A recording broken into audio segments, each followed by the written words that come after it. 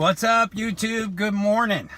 It is a rainy morning here in North Carolina. Kind of ugly out. We're supposed to get a ton of rain today, but that's okay, because hopefully I'll just be working inside in the office today. Today I had a little story time, and as you can tell from the video, I wish I even start. You know, a lot of people carry zip ties in their saddlebags or in their toolkits for when, you break down the side of the road. A zip tie can be very handy. Holding parts together, holding things on, tying things together. But there's another thing out there that I discovered this past summer, which was even better than the zip tie and just as cheap as a zip tie, and that is a scrunchie. What is a scrunchie? Scrunchie is that. And this one is ouchless. That means it won't hurt your motorcycle. Basically, long story short, a scrunchie, and I know this is technically not a scrunchie. This is what would be called a hair tie. But for the purpose of this video, I'm just going to call it a scrunchie because that's easier. You know, scrunchies are like what my daughters have. They're all frilly and froofy, but I call this a scrunchie too. A lot of daughters, all my kids wear them like that. So, they put a ponytail on, they do their thing in their hair, they take it off their wrist, and boop, ponytail. But these things are awesome for motorcycle repair, and there have been two separate occasions where this little piece of rubber, basically a fancy rubber band, got my butt home. First trip was with a buddy in Daytona, coming back from Daytona. He had picked up a used motorcycle from a guy who rebuilt the bike. I think he went through and redid the engine, and it was I think it was a 86 Tour Glide is what it was. Harley Tour Glide, kind of like the predecessor to the Road Glide. It was an 86 Tour Glide, I think, around that area, around 86. But his plug, his stator plug, in the front of the bike, right next to your oil filter in the front on your primary, on the case of your engine, where your primary bolt's on coming out of the case, there is your stator plug. And that's going to be sending juice to your battery to recharge your battery. So we'd left Daytona, made it to about Jacksonville. To which all of a sudden he's like, hey, we got to pull over. So we pulled over in a gas station, and his voltmeter was showing that it was on 9. So his battery is losing juice, and it was inevitable that he wasn't going to make it too much longer. If you go see my video on batteries, and you'll see you need really 12.5 to really stay at, what was it, 75%, I think it was, at 12.5. Once you get down below 12.25 or down below 12, you need to charge. So when we pulled over to this gas station, we figured, if you pull up a little bit on the plug, it would make a good connection. It would start charging the battery again. So it was corroded. We tried cleaning it out, took some Coca-Cola, tried cleaning it out, I think we took one of our toothbrushes, we're scrubbing it with our toothbrush. You're heading home, you don't need your toothbrush, you can get home, buy another one, right? But we're in a gas station with a bottle of Coke, we're trying to clean it out, and we realized when you pull up on it, give it a little, twist, a little bend, a little torques, it would make connection. So we're like, okay. So we didn't have a scrunchie at that point in time, but this would still work. We had a rubber band. So we took a keychain, the ring from a keychain, took one of these rings right here, opened it up basically, made it look kind of like a paper clip, hooked it around the stator plug, and then took a rubber band and then stretched it up to one of the bolts on the case. That way it would put tension on the stator plug, so it would charge. And we made it from Jacksonville all the way up to the mountains in North Carolina without losing the battery. It was a redneck thing, but it worked. Now we did have to make 2 or 3 stops along the way and readjust our configuration, because it would lose contact and not work. But the rubber band and a keychain got us home from Daytona. Bottom line, it was awesome. So the second time, now this time I had bought, after that trip, not too much longer, I went to Walmart, and these things are like $1 or $2 at Walmart. They're cheap. You can get 25 of them in a pack. It'll last you forever. Like I said, they're ouchless, made by Goodies, ouchless, and you get 10 times more ponytails per elastic band. So if you're out with your wife on your bike and her hair's going crazy, baby, I got you covered. Got you a Scrunchie.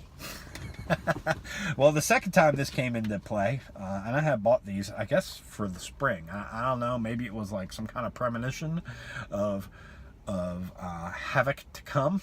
But I bought some spring of this year from Walmart. I don't know why I did. I was like, that'd be good to have some scrunchies to put on the bike too, because these don't take up that much room. And even if you don't want this huge package, just grab 2 or 3 off of here and throw them in your saddlebag, throw them in your tool bag, And so me and a buddy were heading to DC, and now mind you, the shift linkage on the bike. Yeah, you see where I'm going with this. Shift linkage. I've been riding, I've owned my Harley since 03. The guy who I was riding up to DC with has owned his since 04. Never had a problem. Well, this year we actually had Cena units. And so we could communicate back and forth between bikes. And let me tell you, that was awesome. I'll be doing a product review on the Cena. It's a Cena 10s that we both had. Love it. Awesome. Do a review on that coming up down the road. But we're rolling down the road, we're talking, and we're just rolling down the highway. And all of a sudden, out of the blue, he's like, my shifter fell off. What? What do you mean your shifter fell off? He's like, I'm serious, man. My shifter fell off. And we're riding bar to bar. I look over and look down. Sure enough, his shifter's just kind of like flopping like this as we're going down the road. I'm like, what the? So he pulled over into a gas station. The thing was, he couldn't shift, so he was stuck in 5th gear as we're going up the ramp to the top. I'm like, don't stop, dude. You stop and you're stuck in 5th. Like, keep rolling. And I think we rolled into a gas station because there was one right there in the corner. I think he just pulled in the clutch and just basically rolled after we got off the ramp. Pulled into the gas station, and down at the bottom of the shifter, you have the shift arm, and then you have the shaft that comes through where your shift peg is on into the shift arm, which goes up to the ball and socket and to your shift linkage and then back to your transmission. Well, that shift arm had come off the shaft. And so we reset it and put it back together. I figured it just, screw worked its way loose. It just popped apart. So we put it back together, get back on the road again. We're rolling down the highway. Another half hour later, it's like, dude, it fell off again. Crap. So we pull off. This time there was no gas station. We just pulled onto the shoulder, like I think under a bridge or something like that. And I got the scrunchie out.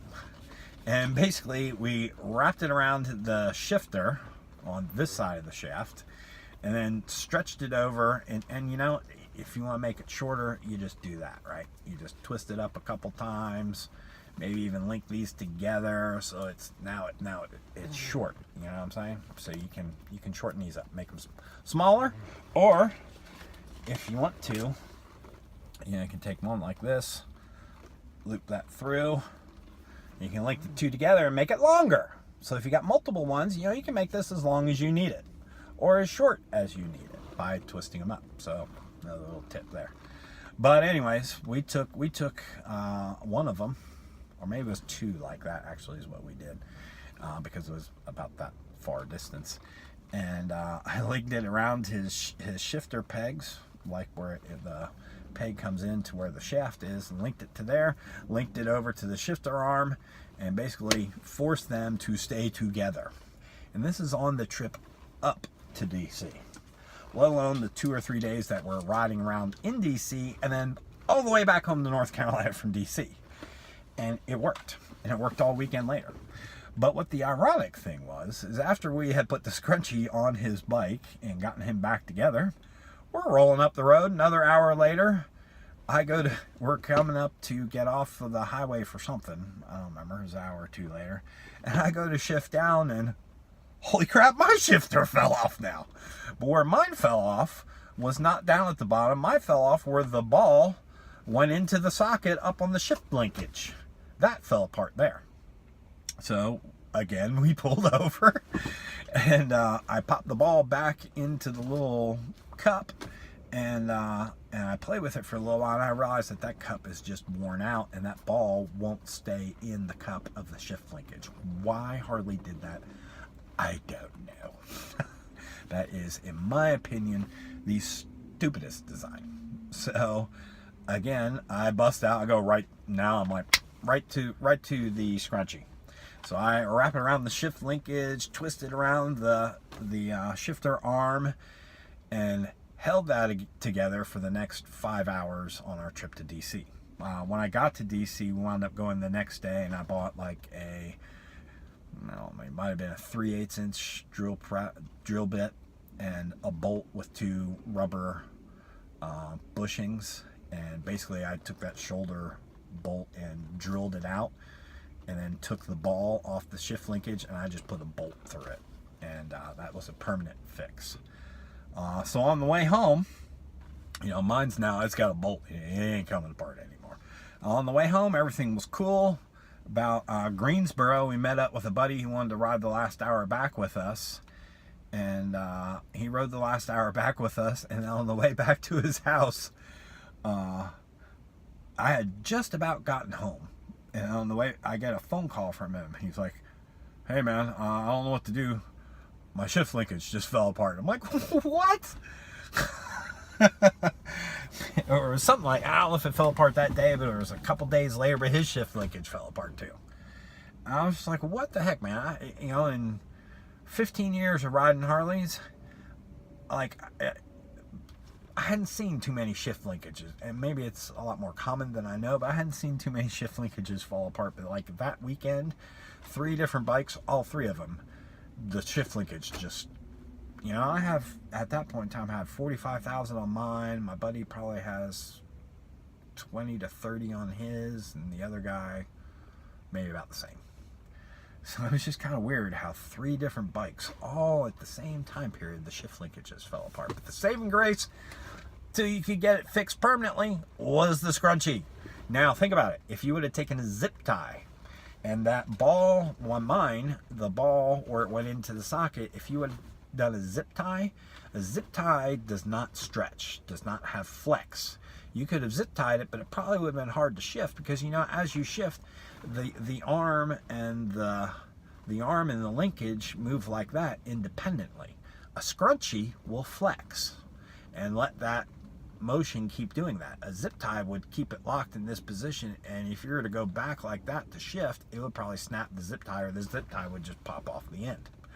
So zip ties sometimes can be very beneficial, but other times you need some flex of a scrunchie.